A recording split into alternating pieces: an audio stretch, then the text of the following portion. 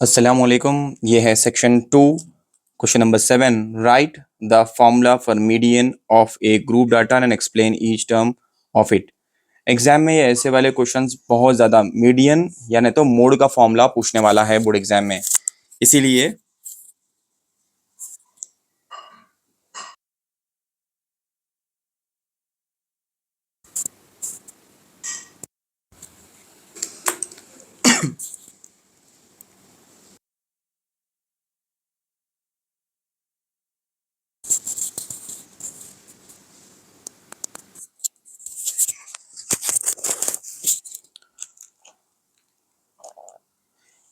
Okay. तो ये है फॉर्मूला।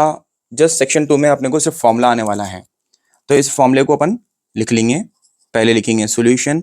मीडियन का फॉर्मूला आपको मालूम है, median is equal to L plus N by two minus C F by small F into H. ठीक है, ओके। अब इतना फॉर्मूला लिखना बस नहीं है, फॉर्मूले के जो भी वैल्यूज है उसको भी आपको एक्सप्लेन करना है। एल मतलब लोअर बाउंड्री, एल मतलब लोअर बाउंड्री। उसके बाद एन मतलब number of observation. C F मतलब cumulative frequency, cumulative frequency, cumulative frequency. उसके बाद एफ है सिर्फ फ्रीक्वेंसी, एफ मतलब फ्रीक्वेंसी। और एच मतलब क्लास साइज, क्लास साइज। ठीक है, तो एग्जाम में क्वेश्चन नंबर 7 ऐसा आने वाला है, और इस मीडियन की जगह पे मोड भी आ सकता है, वो भी फॉर्मूला प्रैक्टिस कर लीजिए। ठीक है, ओके।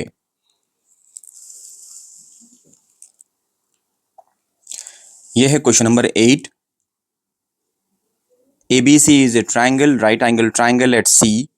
देखो ABC एक ट्राइंगल है, AB इस पॉइंट को अपन C कर देंगे। ठीक है, सो ABC एक ट्राइंगल है, और राइट एंगल कहाँ पे है? C के पास राइट एंगल है, मतलब 90 डिग्रीज है। B और Q are points on sides B and Q। देखो B है वो, सॉरी ये B नहीं, ये P है। क्या है? P and Q। P और Q क्या है? पॉइंट्स है on sides C B and C A. C B के ऊपर P एक पॉइंट है, सी ए के ऊपर एक पॉइंट है Q। अपने को शो करना है A P square plus P Q square is equal to A B square plus P Q. देखो आप क्वेश्चन कितना सिंपल है, और इसको सॉल्व करेंगे। ओके, क्वेश्चन नंबर 8 जैसा है उसको वैसा एक बार ड्रॉ कर देंगे। एक राइट एंगल ट्राइंगल है, यहाँ पे ए है और ये बी है, ये सी है, सी के पास 90 डिग्रीज है। यहाँ पे पी एक बोल बोल के एक पॉइंट है, क्यू एक पॉइंट है, और पी का पॉइंट है, और ठीक है ना, इस तरीके से डायग्राम दिया आपने को। अब अपने को प्रूफ करना है, कंडीशन क्या है वो लिख लेंगे। पहले पहले देखो आप, ट्राइंगल ए बी सी एक है, जो भी है लिख लेंगे अपन। ट्राइंगल ए बी सी जो है, एंगल सी क्या है? गिवन है 90 डिग्रीज है। ठीक है, 90 डिग्रीज है, ओके। उसके बाद required to proof, required to proof क्या प्रूफ करना है अपने को? वो क्वेश्चन में दिया A P square plus B Q square is equal to A B square plus P Q square. ठीक है, इसको आपको प्रूफ करना है। अब यहाँ पे इंपॉर्टेंट चीज, प्रूफ के लिए हम क्या कर रहे हैं यहाँ पे? सबसे पहले ट्राइंगल को देखेंगे, triangle B C Q, triangle B C Q देखेंगे। और ट्राइंगल बी सी क्यू भी अगर लेंगे अपन, तो एंगल सी की वैल्यू 90 डिग्रीज है, राइट एंगल ट्राइंगल। अब ये बी सी क्यू देखेंगे अगर, तो देखो आप बी सी क्यू, ये छोटा सा ट्राइंगल बन रहा। ठीक है, बी सी क्यू। ठीक है, मैं वो बी सी क्यू को मैं आपके समझ में आने के जैसा मैं क्या करता हूँ, ये है हमारा बी सी क्यू, पहले सॉल्व कर रहे हैं अपन बी सी क्यू, और बी सी क्यू के बारे में मैं यहाँ पे लिख लिया। देखो आप, triangle B C Q, angle C है 90 डिग्रीज। अब क्या करना है अपने को, पाइथागोरस थ्योरम यूज करना है। पाइथागोरस थ्योरम यूज करके क्या करना है, लॉन्गेस्ट साइड क्या है अपने पास, क्यू बी स्क्वायर, क्या है Q B square is equal to, उसके बाद Q C square plus C B square, ठीक है, Q C square plus C B square, इसको अपन फर्स्ट इक्वेशन बोल के दे देंगे, ठीक है, डन। उसी तरह ट्रायंगल ए सी बी और एक ट्रायंगल ए सी पी, जिसमें एंगल सी की जगह पे 90 डिग्रीज है। ए सी पी का है, देखो आप, ए सी पी बोले तो यहाँ पे ए है, ये वाला सी है, उसके बाद ए सी पी, जिसको मैं ग्रीन से ड्रॉ कर रहा हूँ, वो ए सी पी है, ठीक है, ए सी पी, ये ए सी पी ट्राइंगल है, जिसमें सी के पास क्या है 90 डिग्रीज है, वही चीज़ तो लिखा मैं यहाँ पे।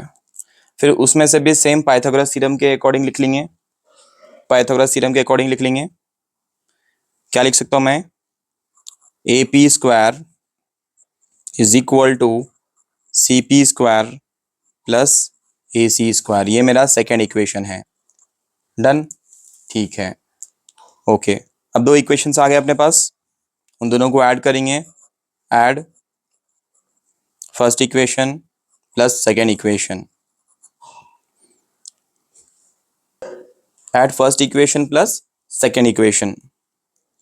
फर्स्ट इक्वेशन मेरे पास जो है वो लिख लेता हूं मैं, यहाँ पे फर्स्ट इक्वेशन आपको दिख रहा ना, क्या है, Q B square is equal to Q C square plus C B square, उसके बाद क्योंकि प्लस कर रहे हैं अपन तो बाजू लिख देंगे अपन, A P square is equal to C P square plus A C square. अगर आप ऐसा नहीं कर सकते तो आप ऐसा स्टेप बाय स्टेप लिख ले सकते हैं, Q B square is equal to Q C square plus C B square, उसके बाद A P square is equal to C P square plus A C square. अभी लोगों को प्लस करेंगे अपन तो क्या होता, अगर इन लोगों को अपन प्लस करें तो कैसा लिखेंगे इसको अपन, Q B square plus A P square, नहीं दिख रहा वहां पे, okay, Q P square plus A P square is equal to Q C square plus C P square plus C B square plus A C square. इस तरीके से पूरों को plus लगा के लिख लिए अपन, ओके। तो ये हो गया हमारा third equation, third equation completed. अब यहाँ पे हम इतने ट्राइंगल्स से ये जो निकाले अपन, ये हम यहाँ पे लिख लिए, उसके बाद इसके बाद का कंटिन्यूशन है, ठीक है, इसके बाद का कंटिन्यूशन है,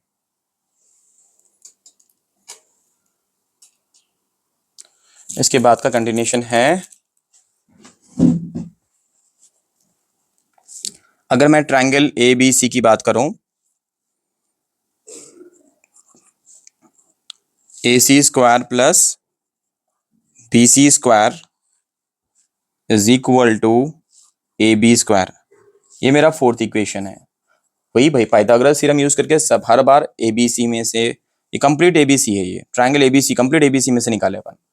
मतलब यहाँ पे मेरे पास है ना क्वेश्चन, इसमें डायग्राम जो ड्रॉ करा मैं, ए बी सी में देखो आप, अगर एंगल ये है तो ये क्या बन गया अपोजिट, ये बन गया एडजेसेंट, ये बन गया हाइपोटेनस। सो मैं क्या लिख रहा हूँ, देखो आप, ए सी स्क्वायर बोल रहा हूँ मैं, ए बी स्क्वायर हाइपोटेनस है ना, तो ए बी स्क्वायर यहाँ पे लिखा, A C square plus B C square, Pythagoras theorem के अकॉर्डिंग मैं लिख लिया इसको, इसको भी इक्वेशन दे देंगे फोर्थ इक्वेशन बोल के, डन, ओके। और एक ट्रायंगल देखो आप, क्यू सी पी भी करेंगे ना, तो same Pythagoras theorem, Q C square plus C P square is equal to Q P square. तो क्यू पी स्क्वायर बोलो या पी क्यू स्क्वायर बोलो, दोनों भी सेम है। Equation number 5।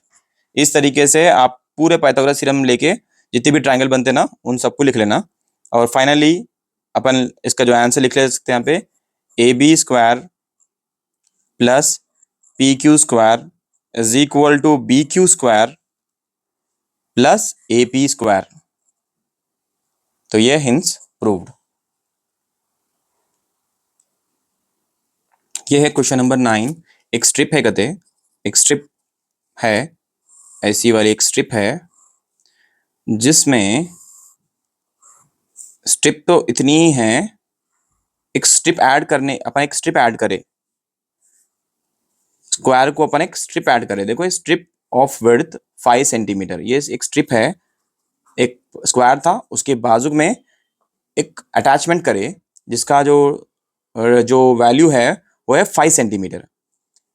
One side of a square, side के बाजू में लगा दिए एक अटैचमेंट, ठीक है ना। Okay, to form a rectangle, अब देखो क्या बन गया, ये रेक्टेंगल बन गया। The area of rectangle formed is 204 centimetre square, then find the length of the side of a square. तो अपने को length of the side of a square का ये जो है ना लेंथ कितना है मालूम करना है, ये लेंथ मालूम करना है। सबसे पहले यहाँ पे मैं इसको ए बोलता हूँ, ठीक है। इसको अपन स्क्वायर कौन सा है, ये वाला ए बी सी डी हमारा स्क्वायर है, और ई एफ ये हमारा अटैचमेंट है, ठीक है ना। ये जो पार्ट है 5 सेंटीमीटर है, ये कितना है नहीं मालूम तो अपन एक्स ले लिए, ठीक है। डन, यहां तक क्लियर है। अपने को एरिया ऑफ मालूम क्या करना है, अपने को find the length of the side मालूम करना है ऑफ द स्क्वायर। इसे स्क्वायर का जो साइड का लेंथ है ना ये कितना है मालूम करना है अपने को। ओके, तो यहाँ पे एरिया ऑफ रेक्टेंगल क्वेश्चन दे चुका ऑलरेडी, एरिया ऑफ रेक्टेंगल दे चुका। एरिया ऑफ रेक्टेंगल कितना है, 204 सेंटीमीटर स्क्वायर है, ठीक है। अपन मान लेंगे लेट जो साइड है, साइड ऑफ ए स्क्वायर को अपन क्या लिए यहाँ पे, एक्स लिए, एक्स सेंटीमीटर ले लिए। अगर अपन लेंथ निकालेंगे, लेंथ तो ए एफ है ना, लेंथ, लेंथ मतलब ए एफ, दो पार्ट्स आ रहे हैं उसमें, एक है ए बी का पार्ट प्लस बी एफ का पार्ट। मतलब ए बी बोले तो एक्स है, ए बी बोले तो ए बी, देखो यहां से लेके यहां तक क्या है लेंथ है, ए बी क्या है हमारे लिए एक्स है, और बी एफ क्या है 5 है। तो ये आ गया हमारा लेंथ, ठीक है ना। एक्स प्लस 5 सेंटीमीटर लिख लेंगे लेंथ। फिर अपने को ब्रेड्थ भी होना है, ब्रेड्थ होना है अपने को। तो ब्रेड्थ के लिए ई एफ देखना है, ई एफ ब्रेड्थ के लिए, मतलब ये ई एफ है, ये ब्रेड्थ है हमारा। तो ब्रेड्थ की वैल्यू क्या लिखना अपन, नहीं मालूम है तो एक्स सेंटीमीटर। जब अपने को लेंथ मालूम हो गया एक्स प्लस 5 और ब्रेड्थ क्या है अपने पास एक्स है, तो अपन फॉर्मूला यूज करेंगे और इसको सॉल्व करेंगे, ठीक है। फॉर्मूला क्या है, area of rectangle, area of rectangle का फॉर्मूला क्या है,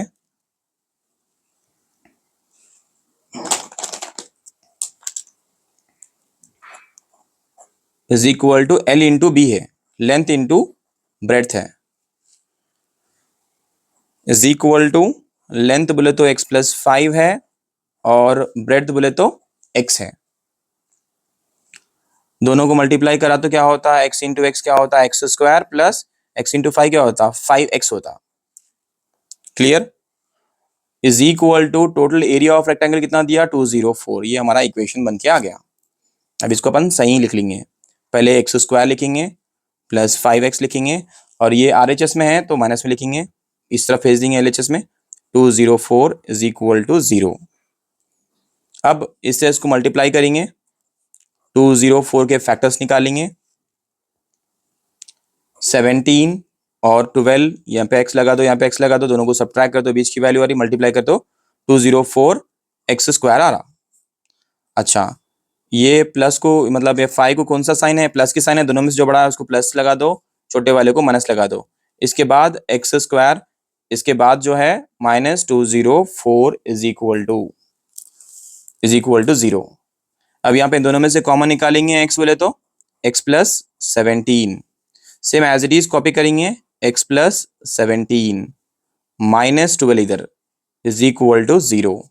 ब्रैकेट के बाहर कौन है, x -12, ब्रैकेट के अंदर कौन है, x plus 17 is equal to 0। अब क्या कर सकते हैं और अपन, x -12 is equal to 0, x plus 17 is equal to 0, x is equal to -12 को उधर भेज देंगे तो +12, x इज इक्वल टू -17। अब जो हमारा आंसर आया यहाँ पे वो -17 है, तो ये तो हमारा आंसर नहीं हो सकता क्योंकि आंसर हमेशा पॉजिटिव में आना चाहिए। तो हम क्या कंसीडर करेंगे यहाँ पे, x is equal to 12, so hence जो साइड ऑफ स्क्वायर है is equal to x is equal to 12 centimetre. Done, okay. ये था हमारा क्वेश्चन नंबर 9। इसके बाद है क्वेश्चन नंबर 10। ये है question number 10। Solve the following pair of equations 3x plus 4y is equal to 10 और 4x minus 3y is equal to 5। जो भी गिवन लिखे हुआ है उसको कॉपी कर लेंगे। 3x plus 4y is equal to 10 और 4x minus 3y is equal to 5। ये मेरा फर्स्ट इक्वेशन और ये है सेकेंड इक्वेशन। इसको मैं 4 से मल्टीप्लाई करने वाला हूँ, इसको मैं 3 से मल्टीप्लाई करूँगा तो दोनों सेम सेम हो जाते। देखो आप, 4 into 3x plus 4y is equal to 10 क्या बन के आ रहा है ये, 4 3 ज़ा 12x प्लस 4 ज़ा 16y इज इक्वल टू 4 10 ज़ा 40।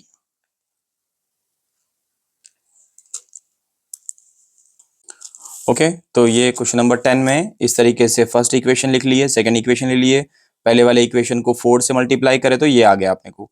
सेकंड वाले इक्वेशन को 3 से मल्टीप्लाई करेंगे, 3 into 4x minus 3y is equal to 5। 3 4 ज़ा 12, ये हो गया 12x माइनस 3 3 ज़ा 9, 9y इज इक्वल टू 3 5 ज़ा 15। इस तरीके से आपको लिख लेना है। उसके बाद यहाँ पे चेंज करना है साइन, प्लस है तो माइनस, माइनस है तो प्लस, प्लस है तो माइनस। ये तो कैंसिल हो गया। इन दोनों को देखो आप, क्या बचा, 7y बचा। यहाँ पे सब्ट्रैक्ट करें तो 25 बचा। अब देयरफॉर यहाँ पे क्या कर सकते हैं, y की वैल्यू अपने को आ गई 25/7। इसी को अपन क्या करना है, सब्सटीट्यूट करना है इन फर्स्ट इक्वेशन। क्या करना है, सब्सटीट्यूट करना है फर्स्ट इक्वेशन में। फर्स्ट इक्वेशन क्या हमारे पास है, ये है 3x plus 4y is equal to 10। लिख लेंगे यहाँ पे 3x plus 4y is equal to 10। y की प्लेस पे ये वैल्यू लिखना है 3x plus 4 into 25/7 is equal to 10। 3x plus 4 into 25 100/7 is equal to 10। ये 100/7 को उधर भेज देंगे, 3x is equal to 10 minus 100/7। 3x is equal to 10 7 ज़ा 70, 70 माइनस 100/7। सब्ट्रैक्ट करेंगे तो -30/7। Therefore x is equal to -30/7 into 3 को इधर भेज दिए, 1/3, 3 1 ज़ा 3 10 ज़ा, बचा क्या, -10 नीचे क्या बचे हुआ है 7। ठीक है, तो इस तरीके से मेरे को कंप्लीट करना था इसको। नेक्स्ट वीडियो में क्वेश्चन नंबर 11 और 12 सॉल्व करेंगे। Thank you so much.